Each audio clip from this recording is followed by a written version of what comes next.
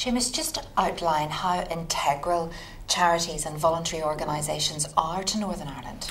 Well, there's a large numbers of charities and voluntary organisations, community organisations providing a whole range of services to people, particularly in areas of advice, particularly money advice.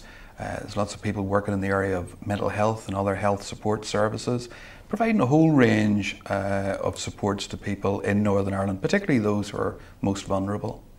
And how badly is the recession hitting the sector? Recession has hit organisations pretty bad over the last year. We know that some, it depends on their funding mix, but those who rely on quite a lot of income coming from private sector type events have found that it's about 50% down.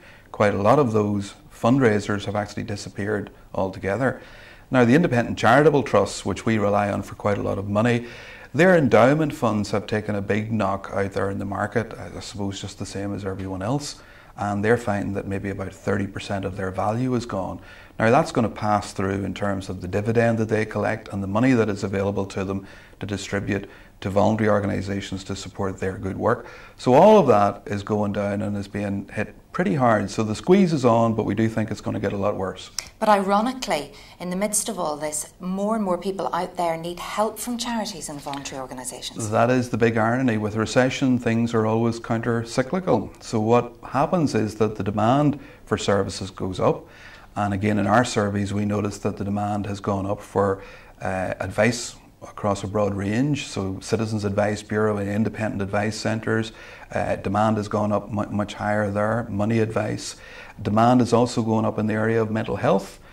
And with young people, working with young people, we're finding that the really high volumes of the new unemployed tend to be between 16 and 25, 26 years of age.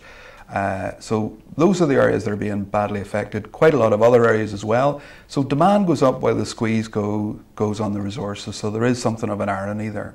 How much support does the government give to this situation?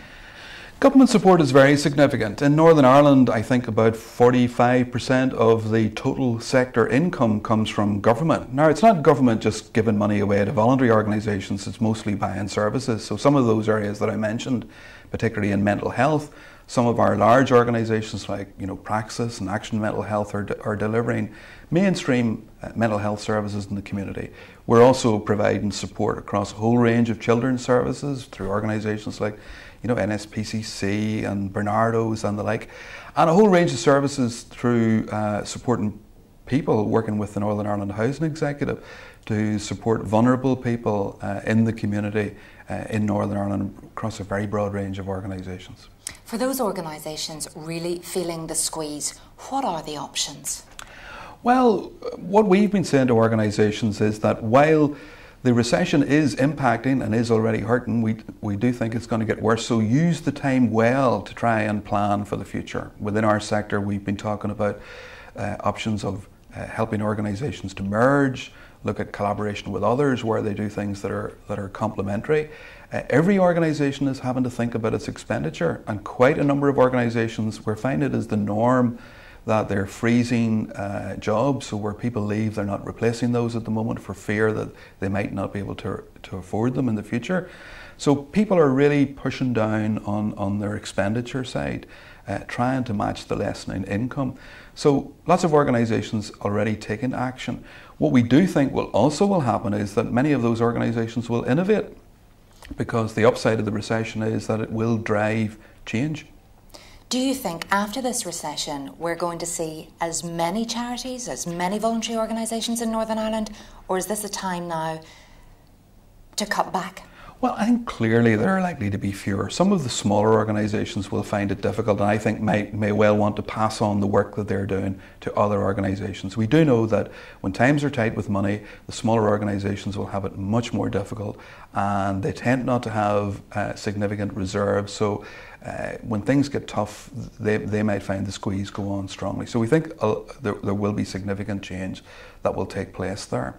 The really, I suppose, hard bit, and the bit that we worry about, is that we don't want to lose a massive amount of capacity within these organisations, because quite often the government turns to voluntary organisations when they want a quick response to a problem in the community. And if these organisations take too strong a knock, they simply aren't going to be there to help when they're asked. It's heartwarming, though, that even at times of crisis, the general public out there still dig deep, still find the money to give to charity. That's clearly noticeable. When we look at all the main sources of income that is coming into voluntary organisations, we do find and notice that the most resilient is the public themselves. Now, in the United Kingdom as a whole, we know that there are just over 2 million people who are regular donors to charitable organisations, and they do it tax efficiently, generally by direct debit or directly from their wages. And as long as they remain in employment, they continue their donations. If they find that they need to cut back on things, we find that they cut back on what they regard as the luxuries. So people actually respond to the crisis that they see there, and they do dig deep because they realise that there's a lot of other people who are in a much worse position than them. And we do find that heartening, that the public really hang in there.